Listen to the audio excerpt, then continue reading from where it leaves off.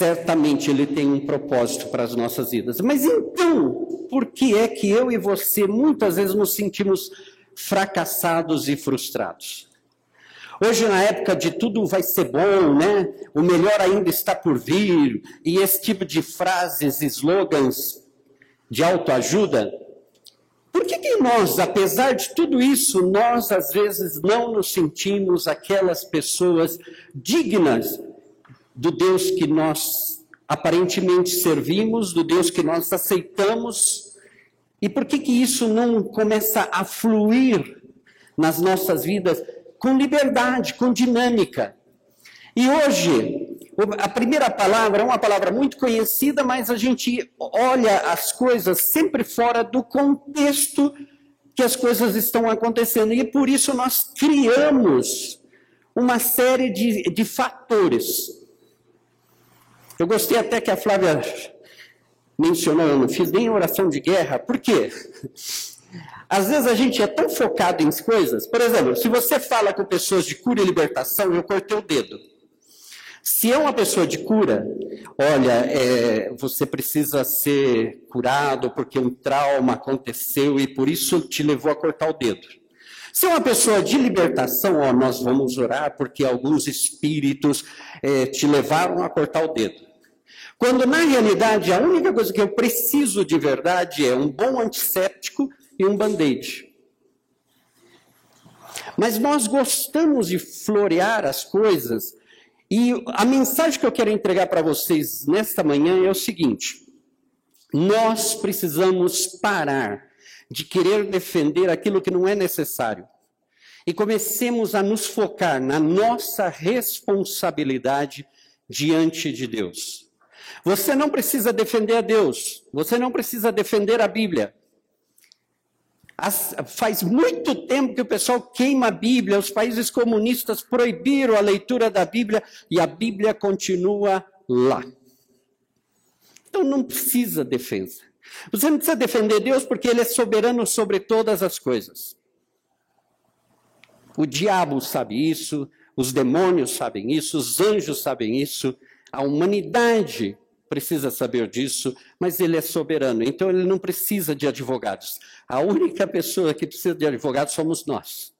Por isso temos a Jesus Cristo e o Espírito Santo que advogam por nossas vidas. Olha o primeiro versículo, Mateus 22, 29. Lendo assim, Jesus respondeu: vocês estão enganados porque não conhecem as Escrituras nem o poder de Deus. Se a gente lê aí, fora do contexto, você vai achar, não, Jesus repreendeu, por isso que eu preciso ler a Bíblia, eu preciso entender a Bíblia. Olha o contexto quando Jesus disse isso. Ele tinha entrado de maneira triunfal em Jerusalém, ele purificou o templo, expulsando os vendedores, ele buscou fruto numa figueira e ela não tinha, e ele disse seca e ela secou. A autoridade dele foi questionada. Ele falou várias parábolas, questionaram o pagamento de imposto, os fariseus questionaram isso, e os saduceus questionaram a ressurreição. Depois de todo esse contexto, Jesus fala: vocês estão enganados porque não conhecem as Escrituras nem o poder de Deus. A repreensão de Jesus, ela foi para os fariseus e saduceus, ela não foi para os neófitos que não conheciam a Bíblia, que não sabiam da lei. Ele falou justamente: vocês estão enganados porque não conhecem as Escrituras. Vai falar isso para um teólogo, para uma pessoa que manja do assunto. Os fariseus e saduceus eram estes. Aqui Jesus não está falando para quem não sabe de nada. Aqui Jesus está falando para aqueles que se acham sabedores de tudo. Vocês estão enganados. Por quê? Porque eles tomavam a lei e queriam transformar ela em um monte de regras e fazer coisas. Nós pegamos a Bíblia E começamos a usar. Se a pessoa não é porque é isso, e a gente começa a querer dar resposta para tudo. A melhor resposta, olha, eu não sei, vamos orar e vamos buscar de Deus, e que o próprio Deus nos dê a resposta. Fica mais fácil. Em vez da gente querer cavar e descobrir um osso de galinha enterrado no nosso quintal, que não é um dinossauro. Então nós precisamos ter um contexto. A dificuldade em entender o que nós estamos vivendo no dia a dia impede que sejamos transformados pelo conhecimento da palavra de Deus.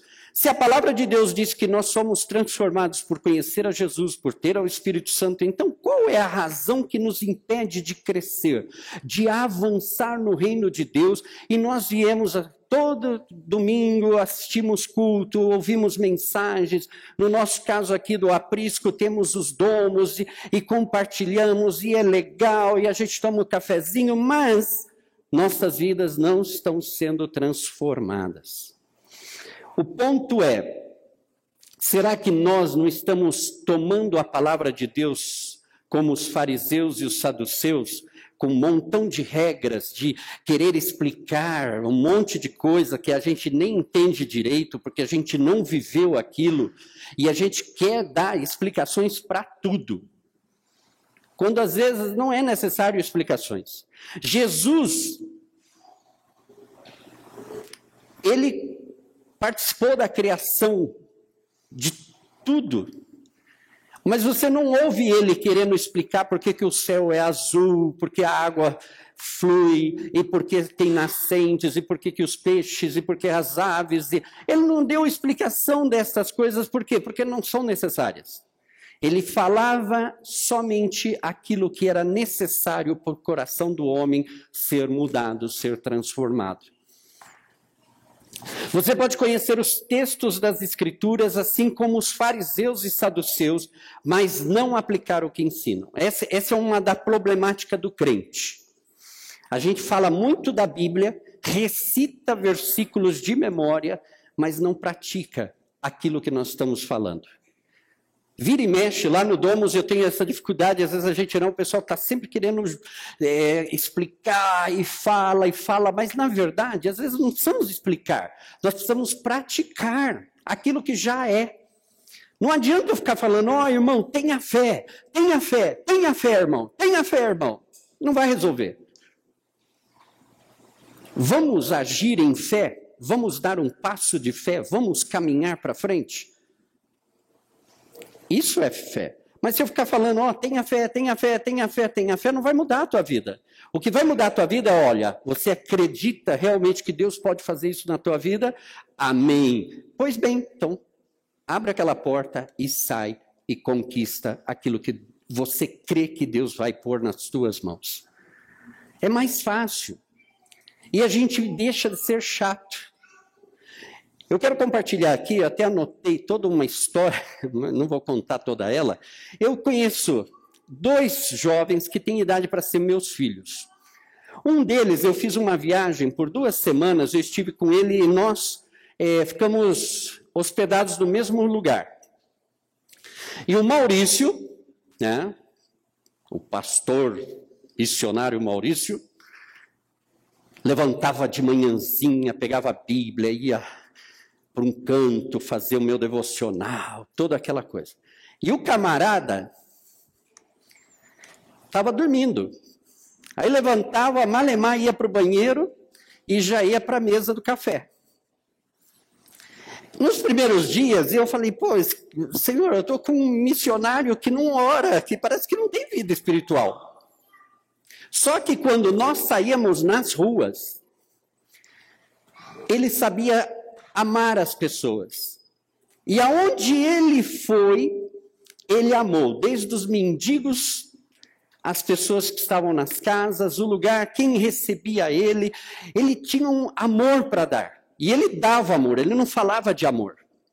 Esse é outro erro nosso. A gente fala muito, que tem que amar o próximo. Você não precisa falar que tem que amar o próximo. Ame o teu próximo e já está resolvida a situação. Quem fala muito é que não faz. Então a gente precisa parar de falar muito e praticar mais. E sabe, ele foi. É tão impactante Ele é uma das pessoas mais atolondradas e despistadas que eu já conheci. E ele sabe disso. Mas é incrível, todas as vezes que eu faço contato com ele, eu começo a amar as pessoas. Basta eu receber uma mensagem pelo WhatsApp e eu já estou... Eu te disse que eu te amo hoje? Eu te falei que eu te amo? Porque o Maurício não é assim. Dificilmente eu saio falando, eu amo vocês, vocês são lindos e maravilhosos. Mas todas as vezes que eu tenho contato com essa pessoa que vive o amor de Jesus, eu fico contagiado por esse amor. O que é isso? Não adianta eu fazer o devocional tudo bonitinho, não adianta eu saber toda a Bíblia toda direitinho, não adianta eu ter todas as posições teológicas para defender o que não precisa defender. Sabe o que o mundo precisa? Que você mostre Deus para eles. Não explique Deus, não queira explicar por que o universo foi criado, porque existem constelações.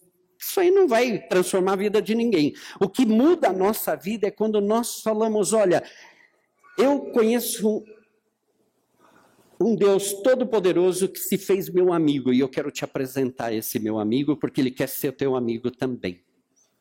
O mundo precisa disso. E nós precisamos entender. Porque muitas das vezes nós estamos usando muito a Bíblia. E eu quero fazer essa advertência porque eu vejo isso. Às vezes a gente gosta de recitar versículos. Não recite versículo. Pratique o versículo primeiro. Faz prova daquilo. Fica pelo menos 3 meses praticando. E depois de 3 meses você dá um testemunho. Não queira, eu vou praticar esse versículo e já quer sair dando testemunho. Não. Pratica, experimenta, vê se dá certo na tua vida primeiro, para depois você continuar. Olha o que diz em 2 de Timóteo. Eu amo esse versículo, mas ele é, da mesma forma que o anterior, ele é compreendido de uma forma assim mística. Procure apresentar-se a Deus aprovado como obreiro que não tem do que se envergonhar, que maneja corretamente a palavra de Deus. O que significa isso, maneja corretamente a palavra de Deus?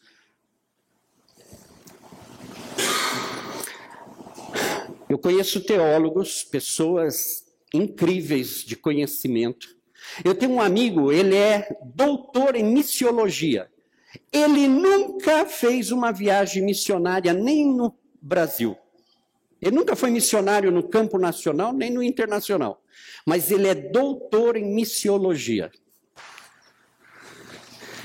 Ele é uma pessoa que tem todo o conhecimento, mas ele não maneja corretamente a palavra da verdade. Por quê? Porque ele não pratica aquilo que ele sabe. Ele tem as armas e o conhecimento para chegar em qualquer comunidade e transformar aquela comunidade num paraíso. Por quê? Porque ele tem todas as informações de como chegar, como tocar as pessoas, como impactar o coração daquelas pessoas. O problema é, ele nunca fez isso. Um dia ele, doutor em missiologia, vai chegar diante de Deus e Deus vai falar, o que você fez com aquilo que eu coloquei nas tuas mãos? Não, eu escrevi livros, eu dei palestras. E Deus vai falar, não, eu não te pedi para fazer isso, eu te pedi para praticar aquilo que eu te dei. A gente ri, eu rio dele, mas a verdade é, nós, no nosso pouco conhecimento, eu não preciso ser doutor em alguma coisa, mas aquilo que eu já sei, eu tenho que praticar, porque um dia Deus vai me cobrar. Um dia Deus vai me perguntar, você teve uma experiência, o que você fez depois da tua experiência? Você precisa transformar a tua vida em algo prático para as pessoas, para você mesmo. E é por isso, eu venho acompanhando algumas pessoas e eu vejo que há uma sensação, apesar dos cultos maravilhosos, e dos domos, e do discipulado, e glória a Deus, aleluia, mas eu me sinto um fracassado. E aí você fala, mas você não está no lugar de ignorantes, Você não está ouvindo aqueles sermões, você vai ser próspero, você vai... Essas coisas assim muito superficiais. Está ouvindo palavra de Deus, palavras que geralmente falam assim, você já parou para pensar o que diz isso aqui? Você já parou para pensar como é que você está fazendo as coisas? Já tivemos muitos sermões. Às vezes, quando eu estou preparando o sermão, eu me lembro de todos os sermões do YouTube, eu falo, eu vou fazer um plágio aí, vou copiar todas as mensagens e vou sintetizar elas numa só. E vou ganhar o Oscar. Mas nós precisamos nos mexer. Eu acredito, nós daqui a 2 semanas vamos comemorar o aniversário da igreja, eu não quero roubar o sermão do pastor Rogério, mas sabe o que? Nós estamos indo para algum lugar. Deus nos quer levar para alguma parte. Deus quer nos mostrar algo. Deus nos trouxe a esse lugar porque algo Ele quer fazer.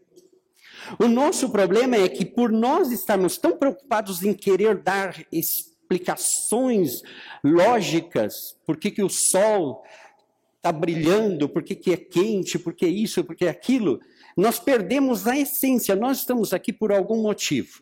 Tudo que eu e você já passamos na nossa vida existe um propósito. Você sofreu, aquele sofrimento vai te levar talvez a um grande ministério. Eu já repeti 1.500 vezes aqui, tentando ver se alguém toma essa palavra para si e fala, eu vou fazer isso aí.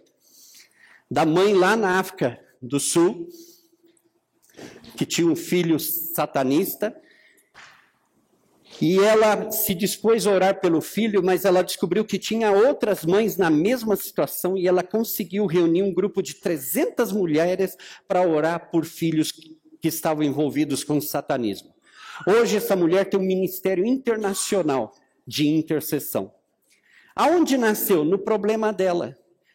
Teu marido é alcoólico? Cria um ministério.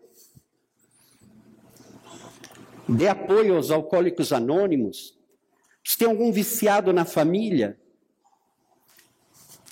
Você sabia por que nasceram os centros de recuperação? David Wilkerson, há muitos anos atrás, era um pastor caipira que nem sabia que existia gangue.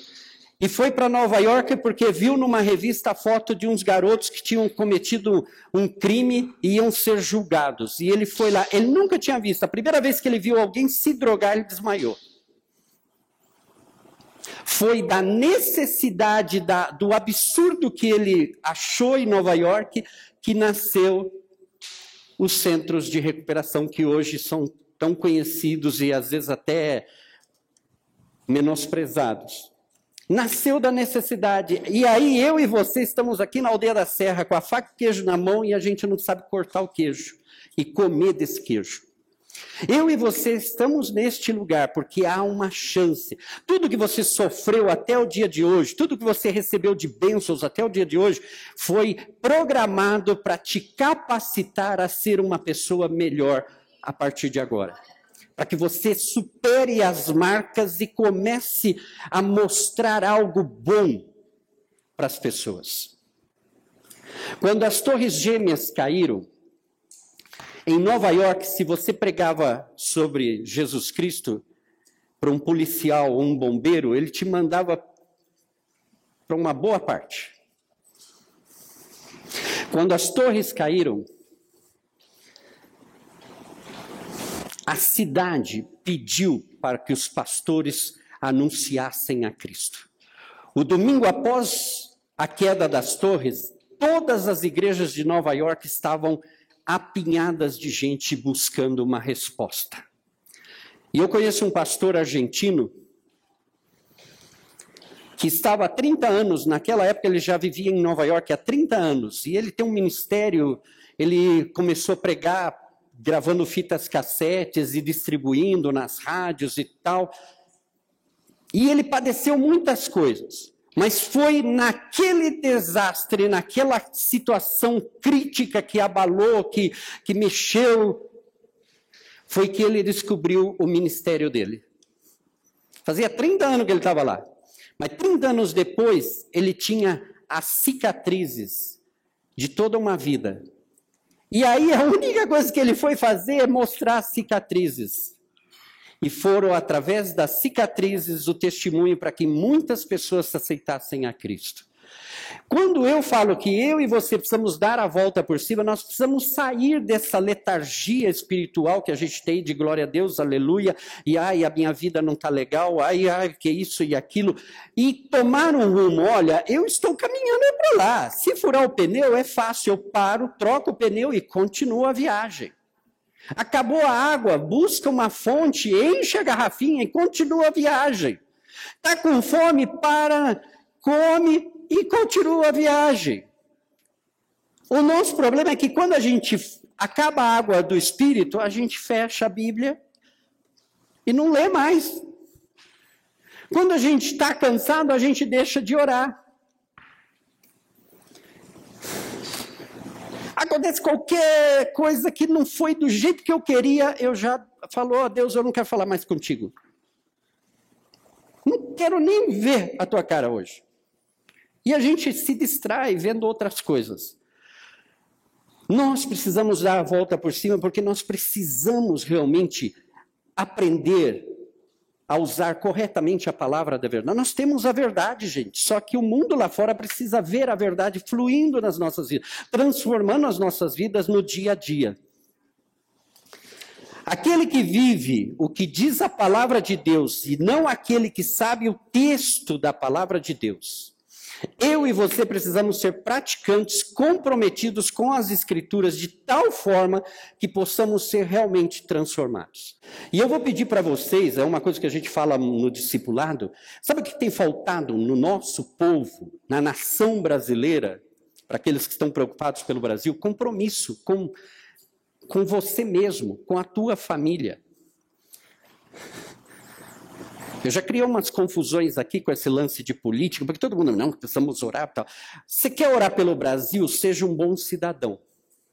Essa semana uma irmã de outro ministério me ligou, falando, olha, eu não sei, é que Deus mandou eu parar de falar glória a Deus, aleluia, e glorificar o nome dele no trabalho. Eu falei, você quer glorificar Deus no teu trabalho? Seja uma boa funcionária. Porque crente tem essa mania, né? Não, eu vou orar. Lembra do tempo aqui que as empregadas... Ninguém queria ter empregada doméstica crente porque elas não trabalhavam. Elas ficavam orando, dando testemunho, falando de Jesus, mas elas não faziam o trabalho pelo qual elas estavam sendo pagas para fazer. Você quer dar um bom testemunho de Jesus? A igreja precisa de boas pessoas com testemunho de honestidade, de sinceridade, de falar sempre a verdade, de não enganar o próximo, de devolver a caneta para quem você pegou. Sabe, essas coisas simples, banais, mas que precisam ser parte da nossa vida para que a gente mude o nosso contexto. Filipenses. Eu amo isso porque isso não foi dito por uma pessoa fracassada, foi dito por uma pessoa hiper sucesso. Ele estaria na lista dos best-sellers de hoje. Irmãos, não penso que eu mesmo já o tenha alcançado, mas uma coisa faço, esquecendo-me das coisas que ficaram para trás e avançando para as que estão adiante, prossigo para o alvo, a fim de ganhar o prêmio do chamado celestial de Deus em Cristo Jesus. Contexto dessa passagem. Paulo está falando com Timóteo, falando que conhecia a mãe de Timóteo, o testemunho da avó de Timóteo, que Timóteo tinha nascido no lar cristão, um cara já formado desde do berço com a palavra, e Paulo fala de que ele teve experiências maravilhosas com Deus, e que apesar de tudo isso, ele preferia deixar isso tudo de lado, esquecendo-me das coisas que ficaram para trás. Ele não está falando de tragédia, dos problemas, das prisões, ele está falando que ele subiu ao terceiro céu, que ele recebeu revelações de Jesus Cristo, ele está falando disso, ele está esquecendo, ele quer esquecer essas coisas, por quê? Porque ele sabia que tudo isso que ele tinha experimentado não era o fim da história.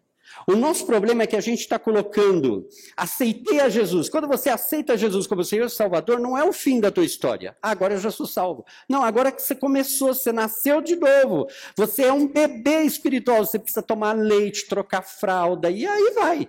Depois você precisa entrar na escola, você precisa se formar, não tem fim. O final é quando você morreu, o Senhor te arrebatar e te levar. Até lá você está avançando. Eu gosto que a igreja primitiva falava, eles eram conhecidos a igreja no caminho.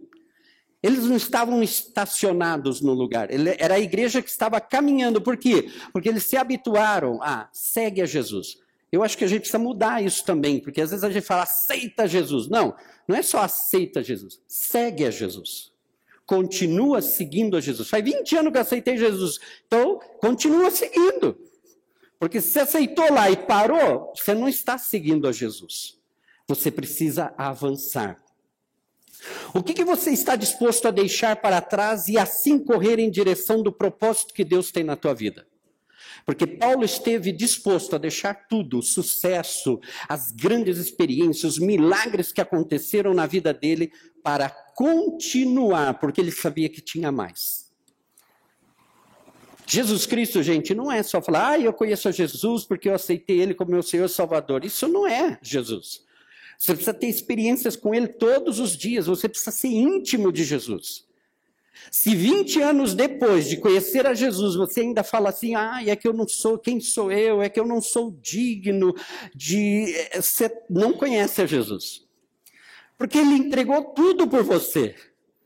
Não tem mais desculpa falar, é que eu não sei, é que eu estava com... Pô, se você conhece a Jesus, você sabe que ele te ama, mesmo quando você está banhado em pecado, ele te ama do mesmo jeito.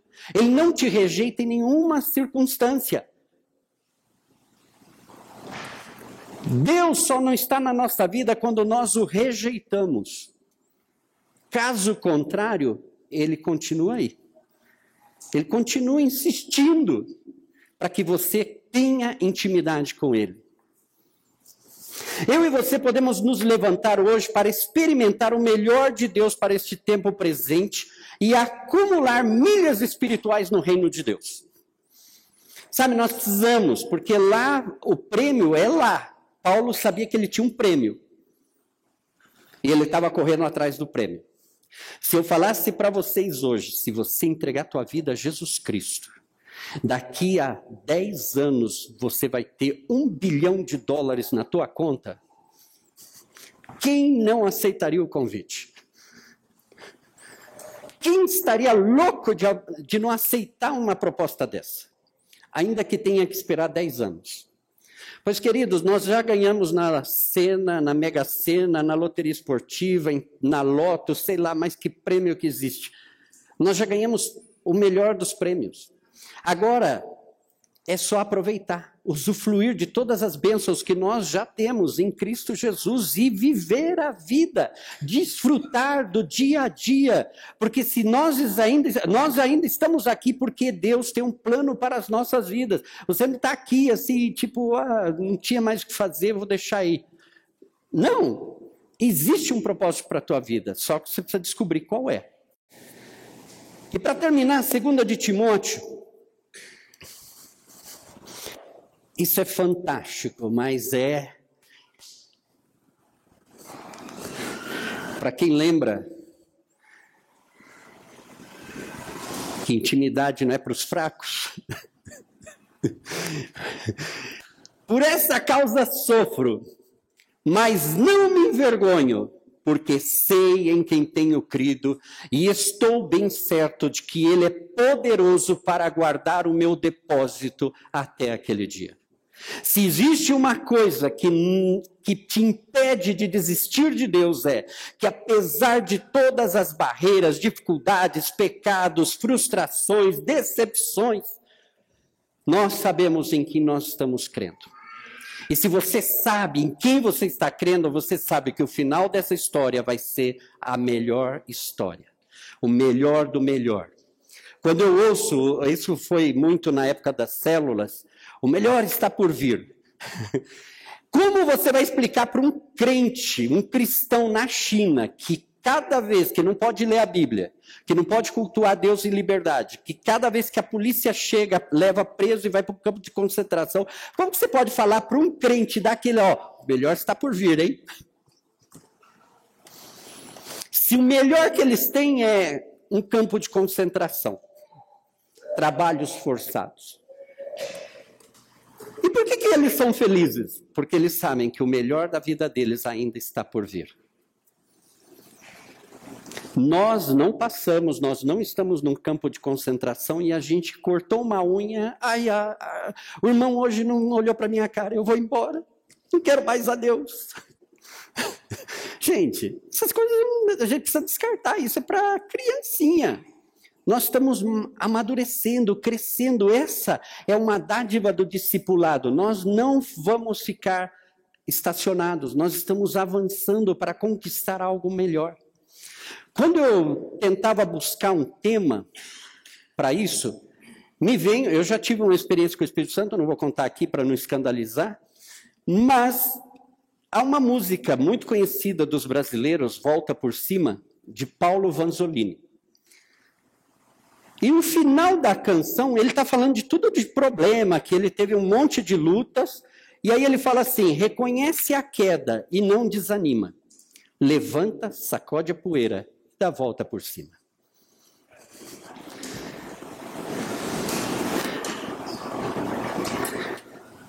Quer uma verdade mais bíblica do que essa? Jesus está falando, pecou, arrependa-se. E continua, avança. Hoje eu quero terminar, em quem você está depositando a tua confiança? Em Deus, em uma proposta política, em situações, na cultura brasileira, na cultura evangélica. Nenhuma dessas coisas vai te fazer muito benefício. Mas se você se apegar a Deus e começar a confiar plenamente em Deus e não desistir e continuar avançando, crescendo na graça e no conhecimento de Jesus Cristo, você vai ser o vencedor que você espera. E você vai deixar essa sensação de, puxa, eu não sou o cara, eu não sou tão espiritual como aquele, eu não sou tal como aquele outro, nossa, os outros. A primeira coisa que hoje a neurociência, a gente escuta em cursos de coach e tal, não se compare a ninguém, você é único. Você é a digital de Deus. Você é único. Você é atolondrado, como meu amigo, despistado como ele, mas ele é único. Eu não conheço uma pessoa, já estive com ungidos de Deus, já estive do lado do filho do Billy Graham, mas nenhum dessas pessoas me impacta com o amor de Deus como esse atolondrado que eu conheço. Porque ele é único. É o jeito de Deus usar o cara. E sabe, eu amo, tanto que eu estou cultivando a amizade com ele e com o outro, porque todas as vezes que eu falo com eles, eu começo a amar. Eles não me pregam sermões, eles não me dão conselhos, mas eles me ensinam com a vida deles. E eu, sinceramente, quero ter o que eles têm. Eu quero ser como eles são. Mas nós somos únicos.